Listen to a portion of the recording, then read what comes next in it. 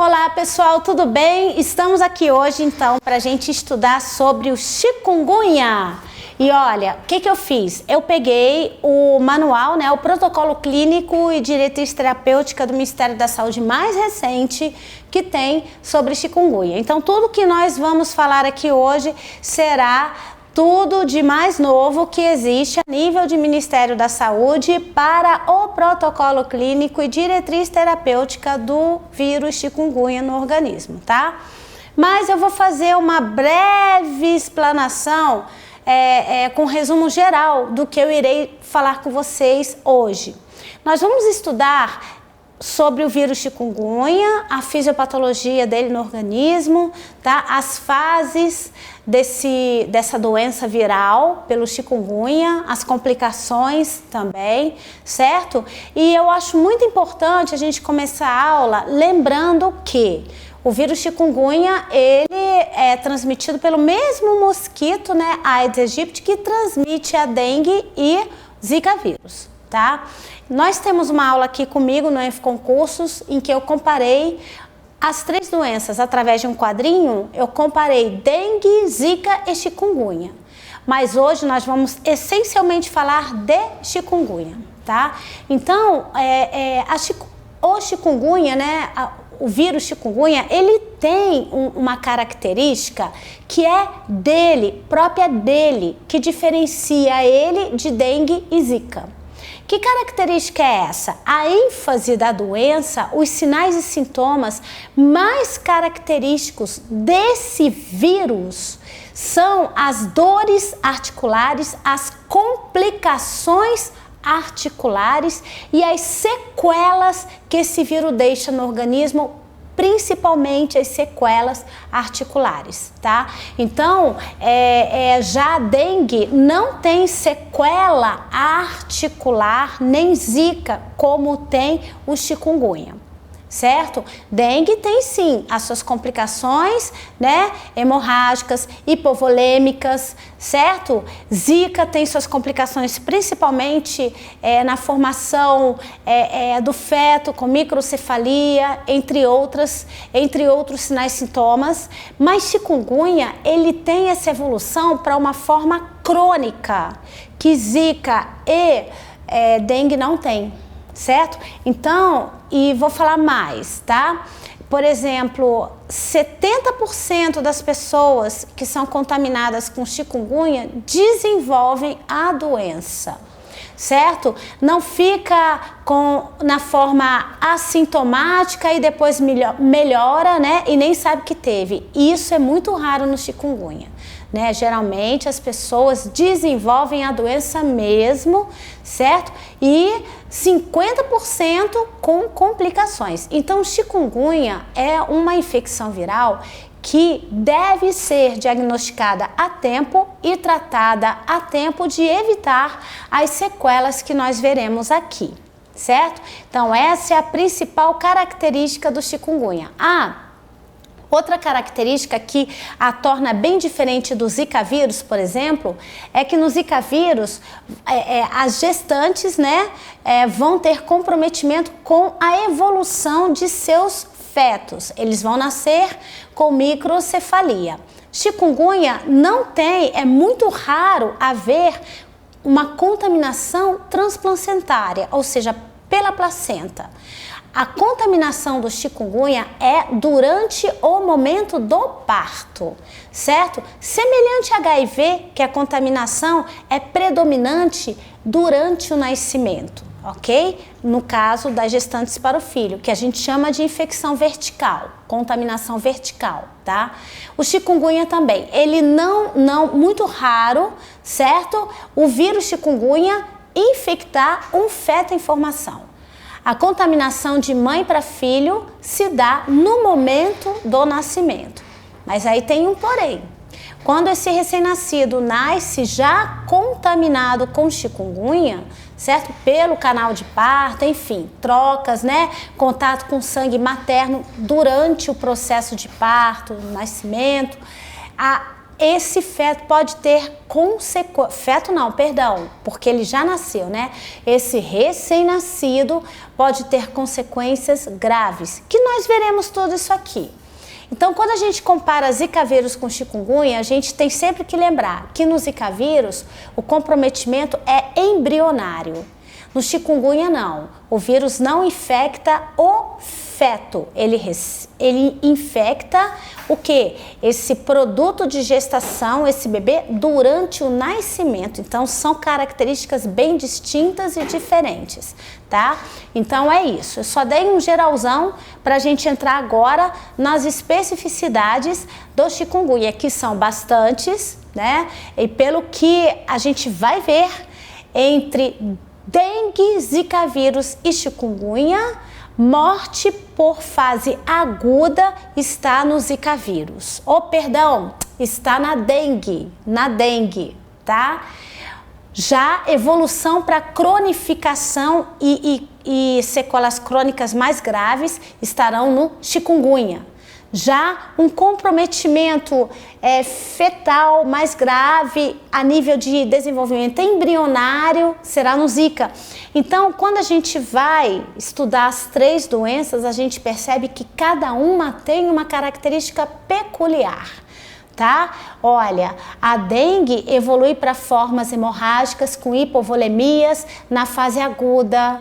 A dengue não cronifica, certo? Já o Zika vírus tem a sua ênfase de comprometimento sequelar nas gestantes durante a gravidez, impedindo o desenvolvimento normal desse feto.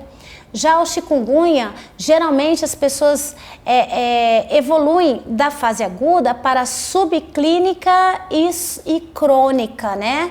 E o chikungunya tem tendência a cronificar e com sequelas limitantes, e coisa que não tem nem no Zika nem na dengue, né? Então são características peculiares, pontuais, que a gente tem realmente que lembrar, que reconhecer para uma questão de concurso. Agora que eu já expliquei mais ou menos assim, em geral, vamos para a chikungunya especificamente, ok? Então vamos lá. Chikungunya, manejo clínico, lembrando que nós estamos estudando o manual de 2017 do Ministério da Saúde, 2017 para 2018, certo? Esse manual foi feito em 2017 e implementado em 2018, então ele é bem recente, tá? Então, chikungunya, manejo clínico, nós temos aqui uma foto inicial, né? Transmitida por mosquitos, Aedes aegypti, e tem mais um tipo aqui que nós veremos agora. E essa doença, na sua fase inicial, na sua fase aguda, vai causar dor de cabeça, febre, sendo que a dor nas articulações é a característica específica, fundamental do chikungunya, certo? Então vamos continuar. Bom, aí o que eu vou fazer com vocês? Vou lendo para salientar as palavras mais principais e explicar os termos do slide, certo? Então acompanhem comigo nessa leitura para que a gente possa entender os principais termos. Olha lá, a chikungunya é uma arbovirose causada pelo vírus chikungunya da família Tagaviridae e do gênero alfavírus. Ok, até aí não tem nada assim de de alarmante que caia numa prova. A viremia persiste até 10 dias após o surgimento das manifestações clínicas. Isso eu já acho até importante. O que vocês entendem por viremia? Viremia é quando tem uma concentração de vírus elevada na corrente sanguínea. Isso é viremia, tá? Tudo que termina em ia é no sangue. Por exemplo, glicemia, dosagem de glicose no sangue. Bacteremia, bactérias no sangue. Fungemia, fungos no sangue, tá? Uremia, ureia no sangue. Então, tudo que termina em ia é sangue, ou seja, viremia, vírus no sangue, certo? Então, no chikungunya, aquele pico de viremia, aquela quantidade de vírus no sangue em uma percentagem elevada, dura até 10 dias após o surgimento das manifestações clínicas, tá? Ou seja, que a gente pode chegar à conclusão a partir daí? O chikungunya torna o ser humano, certo? Viável para contaminar um mosquito por 10 dias. Por que eu tô falando isso? Porque quanto mais vírus tiver no sangue desse paciente, mais fácil será o mosquito se contaminar picando esse paciente, certo? Porque terá bastante vírus no sangue e justamente o mosquito vem se alimentar de quê? Né? Então, quanto mais tempo durar a viremia de um vírus num paciente, mais tempo esse paciente é um risco para contaminar os vetores que irão lhe picar, né? Enfim, entrar em contato com ele. A transmissão se dá através da picada de fêmeas do mosquito Aedes aegypti, é esse tipo que eu queria falar, Aedes albopictus, tá? Infectadas pelo vírus chikungunya. Casos de transmissão vertical, ó, entre mãe e filho, certo? Podem ocorrer. Olha aqui, ó, vou até frisar. Quase que exclusivamente no intraparto de gestantes virêmicas, ou seja, intraparto é no momento de parir, certo? Não há contaminação transplacentária, como ocorre no Zika vírus, certo? E muitas vezes provoca infecção neonatal grave, viu? Eu não estou dizendo aqui que ocorrem anomalias congênitas. Anomalias congênitas são diferentes de infecções neonatais. Anomalias congênitas são efeitos teratogênicos, né? Efeitos de má formação fetal. Já as infecções neonatais, né? Elas vão ocorrer em um recém-nascido que nasceu normal, mas que foi contaminado durante o canal de parto, né, no canal de parto e desenvolveu a infecção nos seus primeiros 28 dias de vida. Por isso é neonatal, certo? Agora, óbvio que existem doenças, né, tipo rubéola, toxoplasmose, entre outras, que causam tanto anomalias congênitas quanto infecções neonatais, tá? Mas essas observações de outras doenças que podem levar as duas consequências nesse bebê é matéria para materno-infantil e obstetrícia. Vamos vir para cá que a gente está concentrado aqui no chikungunya. Então, o chikungunya, ele tem a sua ênfase de contaminação vertical no momento do parto, tá? Através do contato do sangue com o bebê no canal de parto. E as infecções neonatais, certo? São infecções gravíssimas causadas por esse vírus. E nós veremos algumas aqui no decorrer da aula, certo? Então, pode ocorrer transmissão por via transfusional? Pode, mas é raro, até porque os protocolos são muito bem observados hoje em dia pela Anvisa, tá? Agência Nacional de Vigilância Sanitária. Então, os protocolos são devidamente cumpridos pela Anvisa. Os protocolos feitos pela Anvisa são devidamente cumpridos pela instituição, pelos centros de hemoterapia, certo? Pelas instituições que lidam com transfusão de sangue. Então é raro hoje em dia, tá? Nós nos contaminarmos por transfusões de sangue. Por quê? Por conta dos protocolos, das portarias, das legislações da Anvisa para os hemocentros que estão devidamente desenvolvidos. E também existe a hemovigilância ligada à Anvisa que está muito desenvolvida em termos de detectar reações adversas a transfusões, doenças transmitidas por transfusões, entre outras, tá? Então, essa vigilância da Anvisa, tá? Desde antes da doação de sangue, nas estruturas dos hemocentros, até durante e após a doação e durante a transfusão, é algo que está muito bem salientado e desenvolvido pela Anvisa para evitar ao máximo que os pacientes se contaminem, tá? Por transfusões de sangue. Por isso, se os protocolos forem bem observados, o risco é mínimo por transfusão de sangue. Bom, agora vamos evoluir na nossa aula. Os sinais e sintomas são clinicamente parecidos aos da dengue, mas presta atenção no que eu vou falar. Os sinais e sintomas iniciais, que fique bem claro isso, tá? Porque chikungunya vai muito se diferenciar da dengue nas manifestações crônicas. As manifestações crônicas do chikungunya não existem na dengue. Então, os sintomas são clinicamente parecidos aos da dengue na fase aguda, inicial, certo? Não estou falando da fase crônica, que a dengue não evolui para fases crônicas, formas crônicas como chikungunya, tá? Então, esses sintomas iniciais quais são? Febre de início agudo, dores articulares e musculares, cefaleia, náuseas, fadiga, exantemas, que são aquelas placas avermelhadas, você também pode ter na dengue, mas é mais enfático no chikungunya.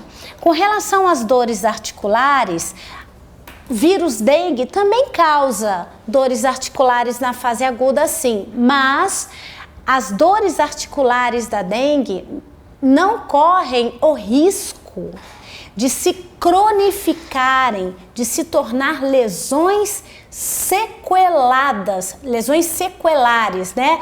As dores articulares da dengue, elas não irão se transformar em sequelas graves articulares, como acontece no chikungunya, tá? Então, a gente tem sempre que levar isso em mente. Não podemos esquecer dessa observação. A principal manifestação clínica que a difere, né, que difere chikungunya das demais, são as fortes dores nas articulações. É o que eu falei para vocês, tá?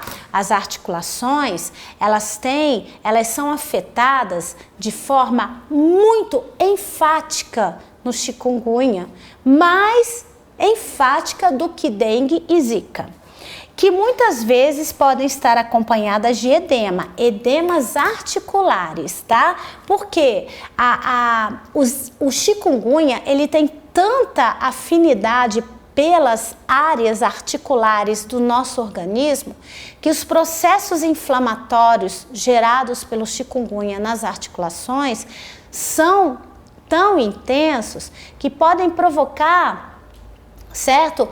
Edemas inflamatórios muito dolorosos e até mesmo limitantes ao paciente. O paciente perde até a capacidade de deambular nessa fase aguda em que ele tem as dores articulares e os edemas associados. E essas dores muito intensas, esses edemas já não são observados na dengue nem no zika, certo? Após a fase inicial, a doença pode evoluir em duas etapas subsequentes, a fase subaguda e a fase crônica. Olha, mas eu adoro comparar chikungunya com dengue, né? Mas como eu gosto de comparar? Por quê? Porque nas provas de concurso, o que eles mais pedem é justamente a comparação entre essas duas doenças, né?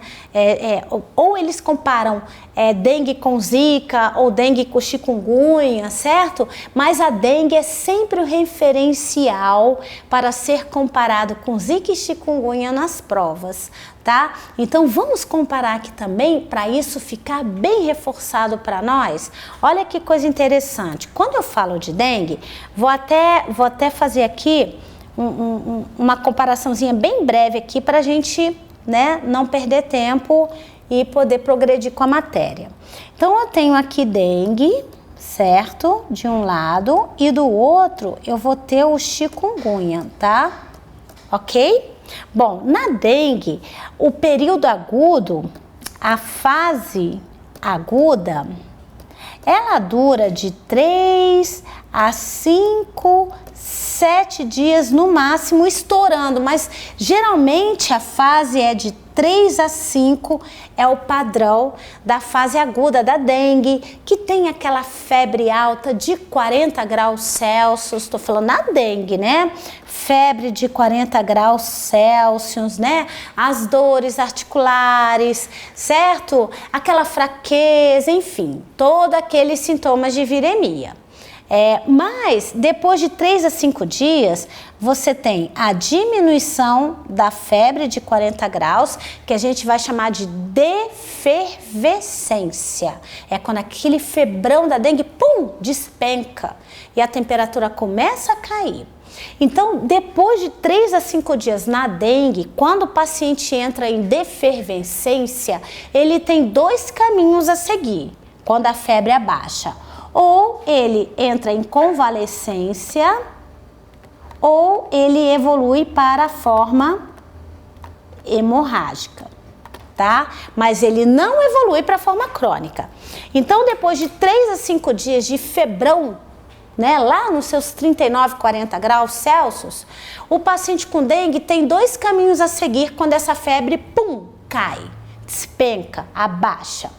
Ou ele evolui para convalescência, tranquilo, significa que ele teve a forma clássica, ou ele evolui para a forma hemorrágica da dengue. Esses são os 2 caminhos que o paciente com dengue tem a seguir. No chikungunya, olha o que ele fala aqui.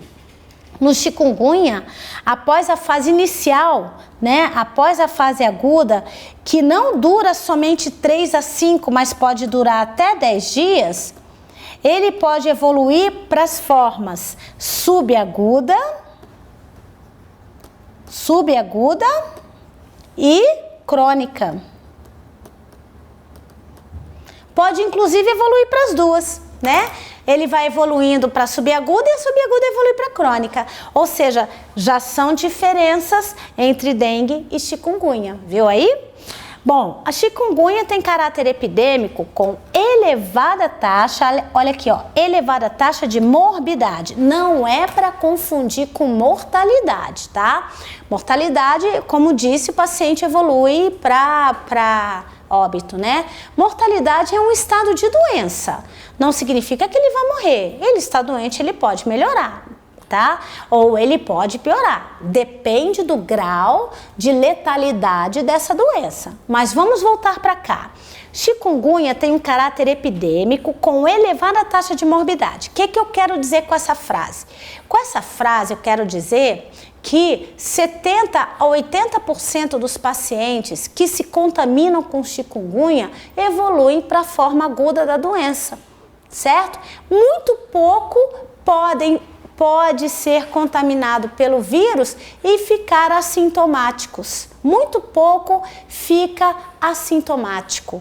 A grande maioria evolui para os sintomas, sim. Ok? É isso que ele quer dizer com elevada taxa de morbidade. É que a grande maioria evolui para a doença em si, não ficando somente assintomático, certo? Porque tem algumas doenças que você até tem aqueles sintomas brandos iniciais e depois se cura. Parece que foi uma virose, você nem sabe que teve. Chikungunya não. A grande maioria você sabe que tem porque você evolui para os sintomas mais graves, você evolui para os sintomas agudos, certo? Característicos dela. Então, a chikungunya tem caráter epidêmico com elevada taxa de morbidade associada à artralgia persistente, que são dores articulares, tendo como consequência a redução, olha aqui, a redução da produtividade e da qualidade de vida. Por quê? Foi exatamente o que eu falei para vocês. Ele reduz a sua produtividade porque as dores articulares são tão intensas que podem até levar à formação de edemas, impedindo, limitando a deambulação desses pacientes.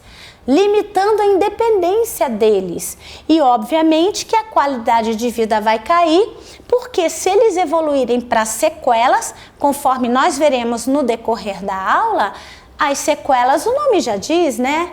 São irreversíveis, já que são sequelas, são irreversíveis. E sequelas irreversíveis nas articulações só tem uma consequência: o paciente não terá mais condições de ter uma vida produtiva, de ter suas atividades laborais. O que são atividades laborais? Trabalho, de trabalhar, certo?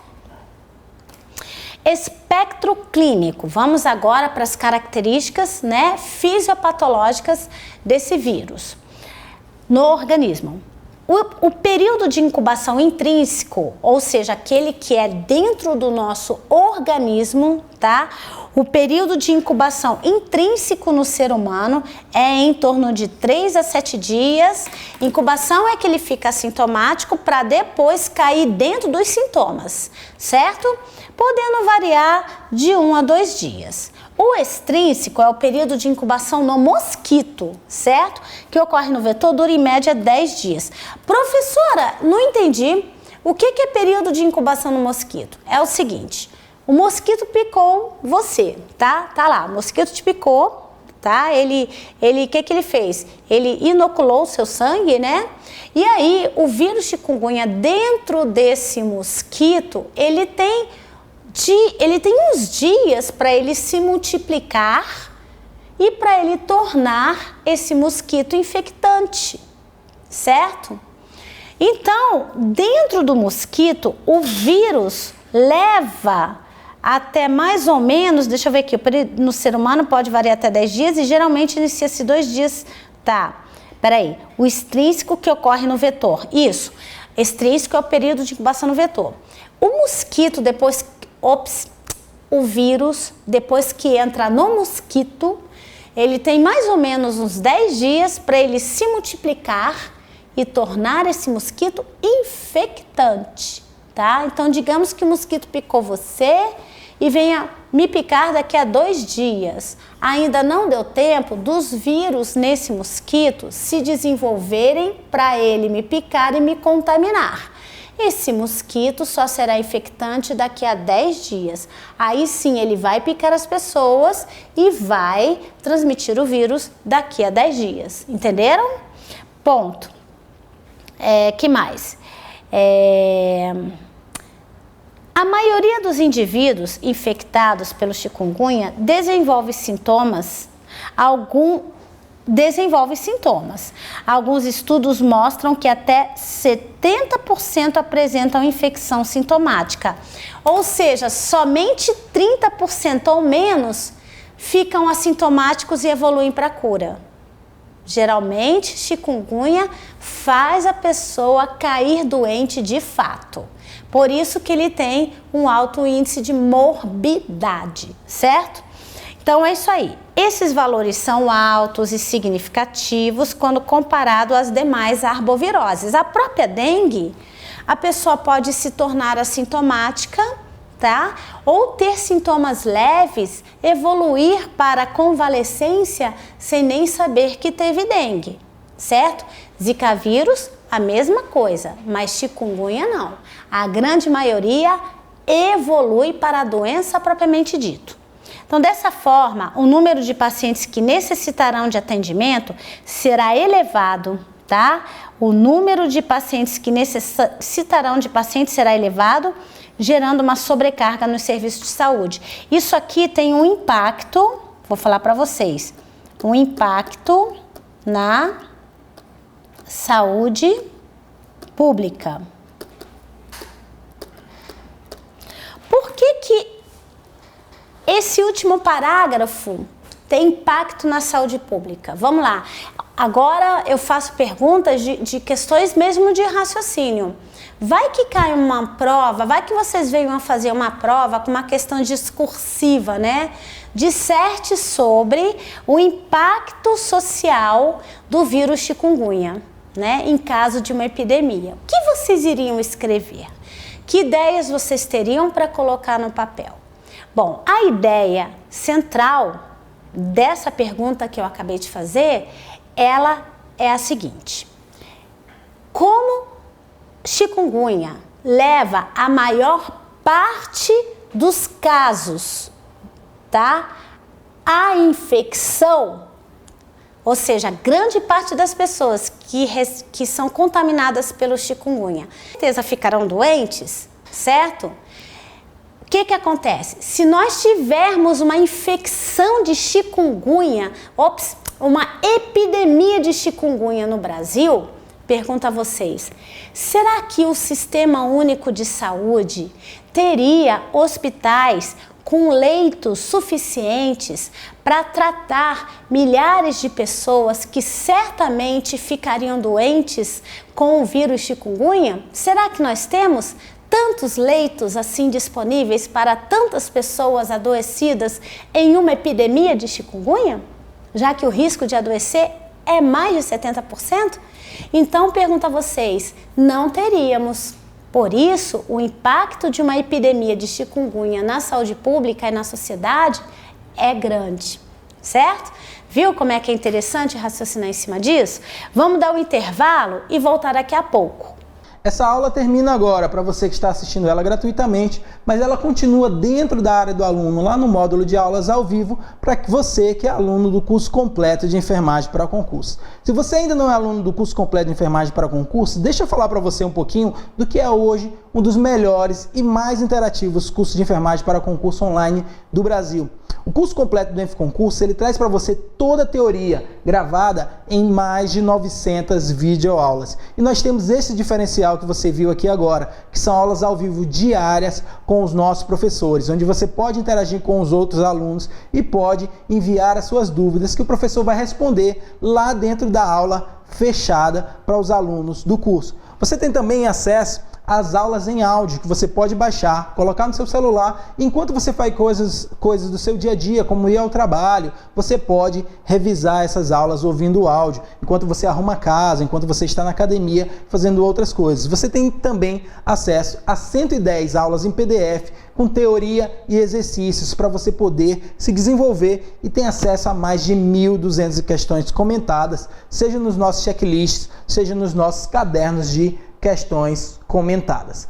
Você tem acesso ainda, se não bastasse, todo o conteúdo de enfermagem com todas as disciplinas atualizados semanalmente para você, você ganha diversos bônus que muitas vezes, se você for somar o valor, vale até muito mais do que o valor expresso que você tem que pagar, do que o preço expresso que você tem que pagar. Você tem acesso a um curso completo de legislação do SUS com a professora Andréa Paula, conhecida carinhosamente pelos alunos como a professora do SUS. Você tem acesso a um curso completo de teoria e exercícios de português para concurso. Tem acesso aos estudos por carreira de tribunais, EBSER, prefeituras, hospital SAR, etc. Você, com um curso só, você se prepara para diversas carreiras, além de diversos outros bônus especiais, como, por exemplo, os nossos cursos por banca, curso para banca OCP, IBFC, FCC e outros. E se não bastasse tudo isso que eu vou dar para você, você ainda tem uma garantia incondicional de 7 dias. Funciona assim: